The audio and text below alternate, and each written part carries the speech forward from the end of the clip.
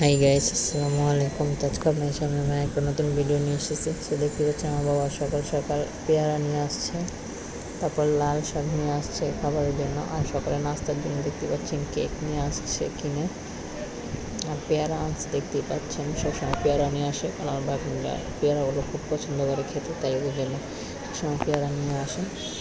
আর guys দেখুন, এখন লাল শাক বসিয়ে দিয়েছে, উপর দিয়ে লবণ দিয়ে দিয়েছে, পেঁয়াজ কুচি। সো এখন আজকে লাল শাক রান্না করা হবে। সো দেখুন এখন কড়াইতে দিয়ে দিছে, এখন এটাকে একটু ভালোভাবে নেড়ে চেড়ে মিক্স করে নেবে লবণের সাথে। গাইস দেখুন, সো যারা যারা আমাদের চ্যানেলে নতুন, অবশ্যই আমাদের চ্যানেলটি সাবস্ক্রাইব করবে এবং পাশে থাকা বেল আইকনটি বাজিয়ে দিবা গাইস। আর এখানে দেখুন আজকে রুই মাছ রান্না করা হবে, সেই জন্য রুই মাছ ভেজানো হয়েছে। আর এখানে দেখতে পাচ্ছেন পেঁয়াজ কুচি, তারপর কলা হলুদ মেখে রাখা হয়েছে, কারণ কলা দিয়ে আজকে কাঁচকলা দিয়ে রুই মাছ দিয়ে রান্না করা হবে। আর এখানে দেখুন গাইস, শাকটা প্রায় হয়ে গেছে, দেখতে পাচ্ছেন।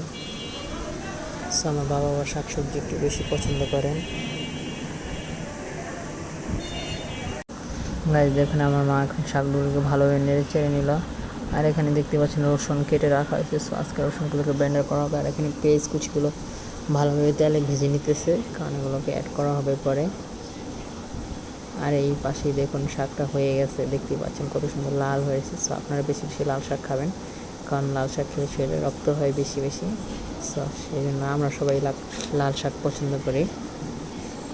আর যারা যারা আমাদের চ্যানেলটি সাবস্ক্রাইব করেন এখন, তাতেই আমাদের চ্যানেলটি সাবস্ক্রাইব করে নিচে বেলটি বাজিয়ে দাও। এখন দেখতে পাচ্ছ কড়াইতে তেল দিয়ে দিছে। সো তেল দেওয়া হয়ে গেছে, এখন তেলের হালকা গরম হলে এখন পেঁয়াজ দিয়ে দিছে, দেখতে পাচ্ছেন গাইস। যেহেতু এখানে মশলা ভুনা করা হবে, মাছ দিয়ে কলা দিয়ে রান্না করা হবে, সেই জন্য দেখতে পাচ্ছ এখন মাছ পেঁয়াজ কিছু ভালো একটু নেড়ে চেড়ে নিতেছে। এখন এখানে আদা রসুন দিয়ে দিতেছে। এই দেখো গাইস, আদা রসুন দিয়ে একটু ভালো নেড়ে চেড়ে নিতেছে। সো আদা রসুন না দিলে মজাই হয় না তরকারি। সো যত মশলা দিব তরকারিতে তত বেশি মজা হবে। সো গাইস দেখতে পাচ্ছ এখন এটাকে একটু ভালোভাবে মিক্স করে নেড়ে ছেড়ে নিতেছে।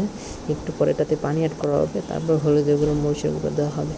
আর আমার মার কথা তো কোনো কথাই নেই, সে তো তরকারি তো ঝাল খায় বেশি, শাকেও ঝাল খায় বেশি, এমনকি ভর্তাতেও ঝাল খায় বেশি। সে খাবার সময় বোম্বাই মরিচ নিয়েও বসে। সো গাইস দেখতে পাচ্ছ এখন, সো গাইস এখন পানি দেওয়া হয়ে গেছে। এখন দেখতে পাচ্ছ হলুদের গুঁড়ো দিয়ে দিচ্ছে, মরিচের গুঁড়ো দিয়ে দিচ্ছে, দিয়ে এখন একটু ভালোভাবে নেড়ে চেড়ে নিতেছে। আর দেখো কি লাল হয়ে আছে, সো মনে হয় মরিচের গুঁড়ো দিছে। আর এখানে দেখো কলাগুলোকে দিয়ে দিছে এখন। সো কলাগুলোকে এখন রান্না করা হবে।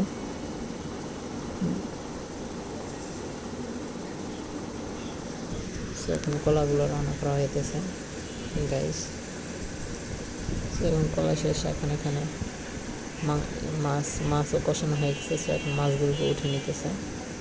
সেটা হচ্ছে আগে কলা দেওয়ার আগে মাছগুলো দেওয়া হয়েছিল, বাট আর এখানে দেখতে পাচ্ছ কলাগুলোর ভিতরে এখন একটু পানি দিয়ে দিছে। সো পানি দিয়ে কতক্ষণ ঢাকনা দিয়ে রাখবে, হালকা একটু নেড়ে ছেড়ে ঢাকনা দিয়ে রাখার পর উপর দিয়ে পরে আস্তে আস্তে মাছগুলোকে দিয়ে দিতে যাচ্ছে। সো এই দেখো প্রায় তরকারিটা হয়ে আসছে। সো এখন মাছ দেওয়ার পালা হয়ে গেছে। যাই দেখতে পাচ্ছ আমার মা উপর দিয়ে টমেটোগুলোকে দিয়ে দিতেছে। সো এখন টমেটোগুলো দিকে দেওয়া হবে। আর এখন দেখতে পাচ্ছি ধনে পাতা। সো এখন মাছ দেওয়ার সময়, সো এখন মাছগুলোকে দিয়ে দিবে। এই যে দেখো গাইস, মাছটি দিয়ে দিতেছে। দেখুন এক করে মাছগুলোকে দিয়ে দিল।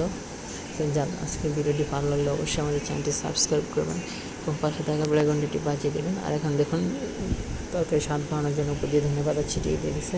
সো অবশ্যই ভিডিওটি দেখে কমেন্টে বলে যাবেন যে আজকের ভিডিওটি কেমন হয়েছে। আল্লাহ হাফেজ।